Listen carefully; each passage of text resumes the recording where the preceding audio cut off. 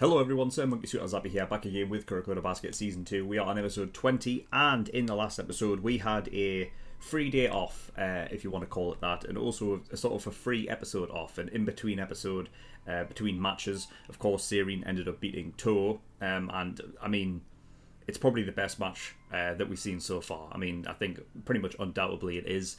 And yeah, it was a quality match. So I mean, last episode we got introduced to the Master, which was Kagami's and Tatsuya's. She is a woman, and she likes to roll around naked for whatever reason. But she was once a actual NBA pro. And she basically retired early due to an illness and everything like that. But she did, go do street ball and everything like that. That's where she met Kagami and Tatsuya and trained them from there. But there has been things that Tatsuya has learned from her that Kagami hasn't. And of course, we know from last episode that Alex is now training Kagami in that area. And I think I was talking about it last episode. I think I got it wrong because I think I was talking about how she was teaching him some, I don't know, like some variation on move or skill set or something like that, when in reality I think it was more conditioning. But I think I got those mixed up and like the wrong way around. So yeah, I've got that. There are 32 schools left. We are going up against Nakamiya South, I believe. I think that's where the last episode ended off. Because, I mean, well, it's been 2 weeks, since I last recorded Kuroko. But yeah, I believe we just stopped the episode just before that match. So, I mean, we'll find out as soon as we get into this next match anyway. But yeah, so there's that. We have Kuroko, who's learning how to shoot with Aomine, which is obviously cool to see. And there goes my pen. Yeah, I don't think there's anything else to really talk about other than that, so I think we're just going to get straight back into the show. So yeah, we're going to get in episode 20, see what we get. If you want to go watch the reaction, link is in the description below. There's also a link to the full length if you want to watch the show reaction in full and not just a 10-minute cut version, then the offer is there for you as well. But yeah, nothing else to talk about, so we're going to get episode 20, see what we get. So without further ado, let's go.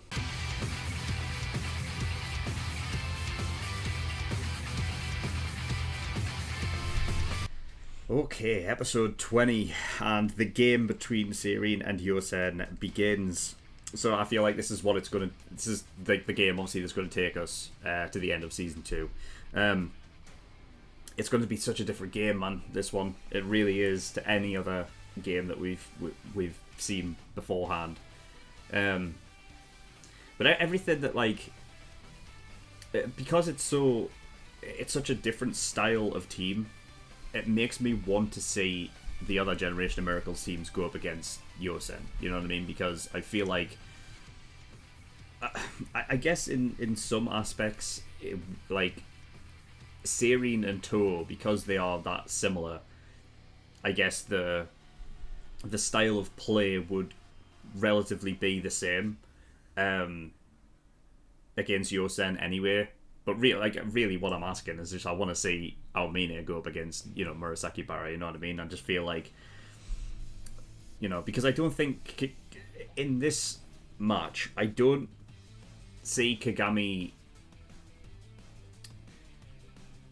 I don't think he'll go up against Murasaki Bara the same way as he would against Aomine, you know what I mean? So I would like to see Aomine's style against Murasaki Bara. Also, I feel like because everything within the 3-point line, right, that's basically Murasaki Bara's area. He can cover the whole court that quickly, or the whole inside 3-point line that quickly that, Shotoku would be, Midorima would be, the perfect offense for that, right?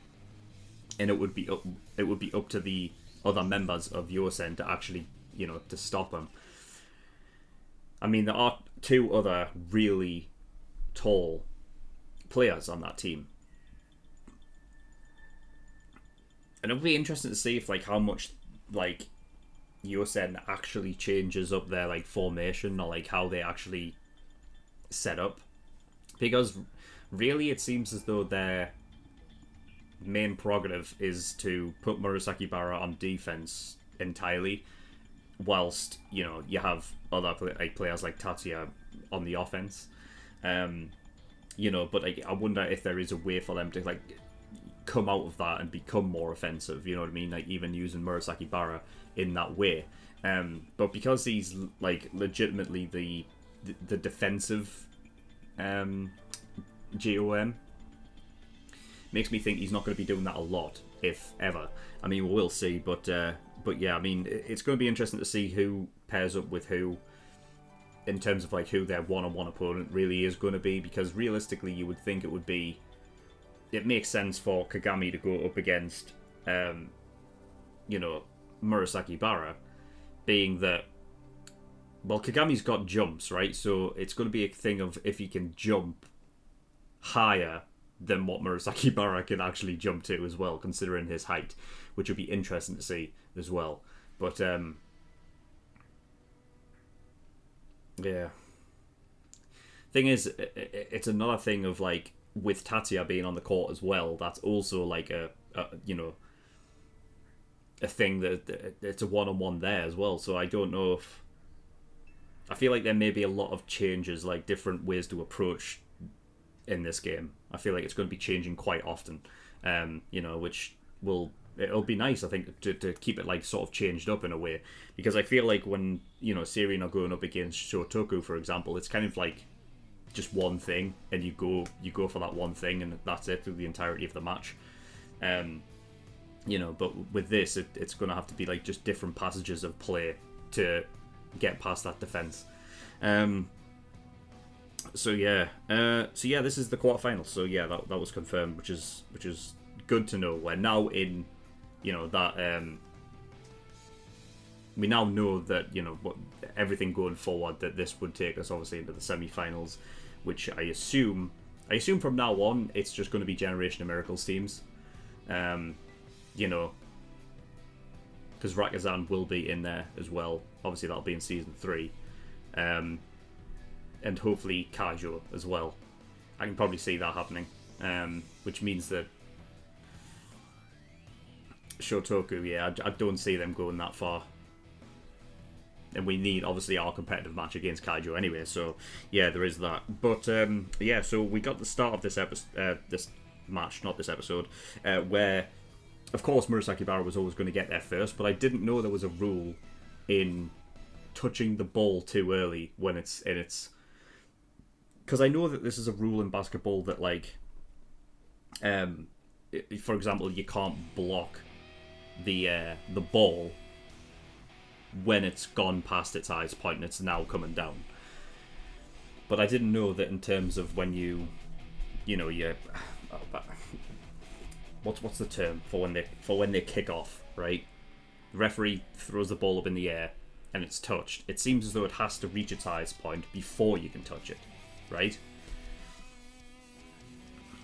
I didn't even know that was a thing. I thought it might have been something like one of the players was over the line before the ball was hit, like passed off to him, or like he jumped before the whistle, or something like that. I don't know, but it was just that he touched the ball too early.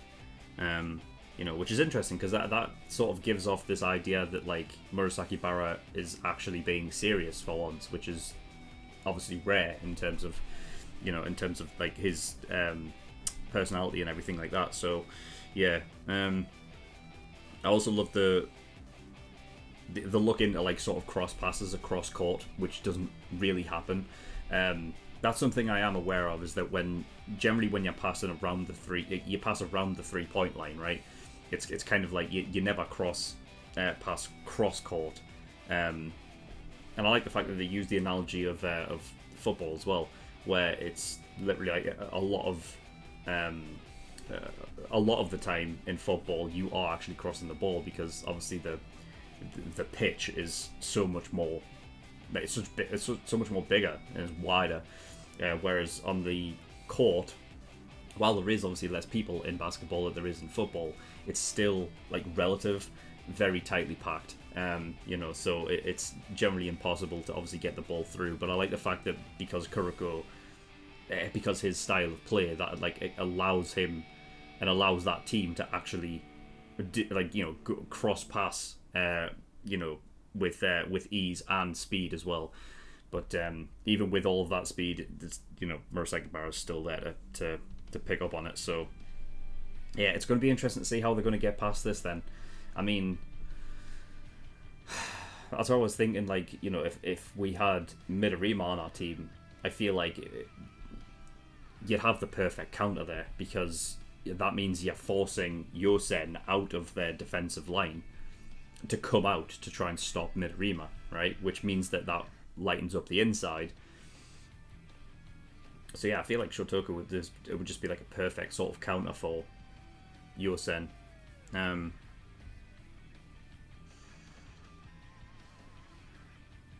But yeah. What else? I guess we'll start from like pretty much the beginning of the episode. So yeah, it seems though we had, what was his name, Imiyoshi. I think his name's Imiyoshi. It's talking about how Seirin was actually, in terms of the Nakamiya South match, they were still not fully rested, and they had a bit of arrogance about them because they won. It's like, against a really, really tough team, which is something that actually does happen a lot. Like during the reaction, Imiyoshi was talking about getting an actual win in a match, but it's something that also happens in terms of not just like the bigger picture of winning a match, but also scoring a point or scoring a goal. Is something that's when you're at your most vulnerable, because it's like you get that sort of, I guess, relief of scoring a goal that you take your foot off the gas just enough, and if the opposing team comes at you with full pressure, it's like you're shocked back into it's easy to throw off an opposing team that's literally just scored, something like that. It's something that happens in football a lot, you know what I mean? It's like that's when you're at your most vulnerable, because you do take your foot off the gas a bit, so yeah, I understood that analogy really well.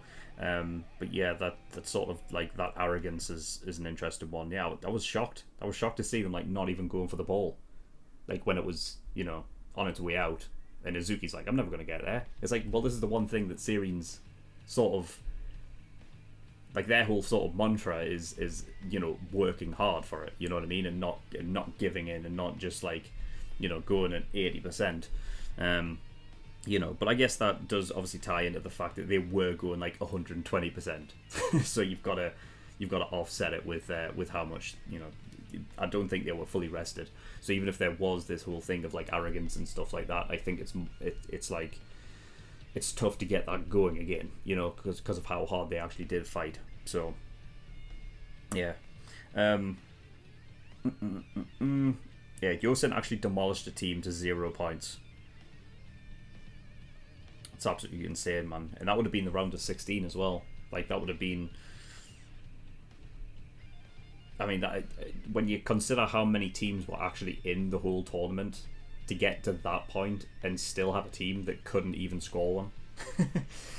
Bloody hell, man. But it makes sense, because I mean, that's the thing. I mean, when you're looking at the Generation of Miracles, they're tied, each character's tied to their ability and what they are able to pull off.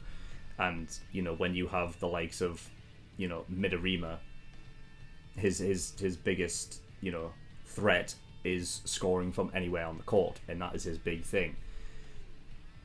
So, and then you've got Kisei being able to completely, copy somebody's style and, to some degree even improve on it. That's his biggest threat. And then you've got Yosen, obviously their biggest threat with Murasaki Barra is essentially stopping any incoming attacks. So it shouldn't even be a surprise that if any team was to literally shut out a team, it would be Yosen. But fucking hell, that would be demoralising, wouldn't it? Bloody hell. You would not feel good after that defeat, I tell you that. So yeah, the Yosen coach is called Araki. Yeah, I was interested in her as what kind of character she was going to be when I saw her in the opening. And yeah, she seems very calm, collected. Everything like that. It looks like she carries around I don't know, is it an umbrella or is it a cane? I think it might be a cane. You know what I mean? but just seems very blasé. You know, it kind of goes, I guess, in turn with Murasaki Bara in a way, and that they are they're an interesting team, I think, Yosen, because they're very big, they're very titanic, you know what I mean, but they're relatively calm. They're imposing, they are imposing in their height, but I think there's like a sort of like a calm. There's a calmness, but like an undertone of like pure seriousness, which I guess in turn sort of works with Tatsuya in a way as well. But I mean, with Tatsuya, fucking hell, man, why is he always bringing down the mood? Why does he do it? You know what I mean? Like, he doesn't give off a great impression. He really doesn't. I just feel like, I mean, you know, that kind of started with, you know, at the beginning of this season when he immediately like shoved aside that familial relationship with Kagami that one time, and it all being about a basketball match where it's like, dude, I mean, that's just something I just think would never happen. So it's hard to get on board with it. Like, it's a very dickish thing to do. You know what I mean? And I don't know if it's a case of like it was written that way so that you would see Tatsuya as an enemy, like dislike him enough to want to really back Seirin in this match. So I think the interesting thing is what is going to be, what is it going to be like if Seirin win this match? You know, if when you know if Tatsuya loses, how he's going to handle it. I suppose in the same vein, Murasaki Bara losing as well, I don't know how he would take that. Because he doesn't obviously give off this, you know, this like I don't care attitude. I don't know if it would be like on the surface it would look like he doesn't care, but on the inside maybe he does, and maybe we get a little look into that. You know, but we'll have to wait and see on that. Kuroko is at 7 out of 10 shots, which is great improvement because I figure beforehand it would have been 0 out of 10 shots. We've never seen him actually make a hoop before. We've never seen him make a basket. So 7 out of 10 shots is generally really fucking good for Kuroko. Yeah, and it's going to be cool when we actually get to see him actually take a shot. I did say during the reaction, like, why don't you just pass to the hoop? Because it seems as though he has an eye for passing, right? And there's got to be a reason why he's able to so accurately pass from anywhere on the court to wherever he wants the ball to be sent. So my thought process was, well, why don't you apply the same thing to the basket? But I did mention maybe it is the loop that is the problem, because every one of his passes are they're either very straight, or if they're bounced off the floor, it's still a straight trajectory. You know what I mean? Whereas shooting a hoop has to be very sort of lofted. You know what I mean? Like, it has to have an arch to it, because obviously you're shooting from a lower position than where the hoop actually is. So obviously, in order to get the hoop, you can't just straight, you know, throw it at a straight angle, because then it would just bounce straight back off the backboard. So it has to be lofted, and I think that's probably where the problem lies, and that's how he's never able to actually get a shot on the hoop. So yeah, passing to the hoop, the same thing wouldn't apply. I don't think so. Yeah. So I corrected myself on that one, but yeah, I mean, that's pretty much all I've got. So yeah, this is going to be an interesting match, and I can't wait to see how Seirin tackle it, how they get their first point. If it's actually going to be Kuroko that gets their first point, that would be something, because, you know, if anyone's going to be getting shots off on the inside, then it has to be like that Aomine style. You know what I mean? So because Kuroko has been, you know, he's been taught by Aomine that maybe he's able to pull off something that Aomine would do.